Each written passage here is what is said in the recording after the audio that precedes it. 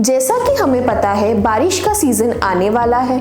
बारिश का सीज़न अपने साथ साथ बहुत सारी बीमारियों को भी लेके आता है, जैसे कि नाक से पानी बहना, आँखों में इरिटेशन होना, आइज़ का रेड हो जाना, गले में खराश सी हो जाना, छाती से खरखर की आवाज़ आना, बुखार आना और बहुत सारे सिम्टम्स। तो चलिए जानते हैं इसे कहते क्या है।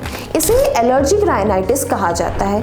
इसका मतलब ये होता है कि जैसे ही सीज़न में चेंज होने लगता है हमारी बॉडी में बहुत सारी इन्फ्लेमेशंस आने चालू हो जाते हैं। यह बीमारी बच्चों से लेके बुजुर्गों को सबको इफेक्ट करती है।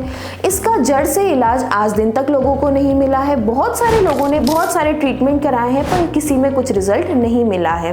तो अगर आप भी इस बीमारी से ग्रसित हैं और चाहते हैं कि हम इस बीमारी को जड़ से खत्म कर सकते हैं तो आप डॉक्टर शारदा आयुर्वेदा हॉस्पिटल से जरूर संपर्क करें। धन्यवाद।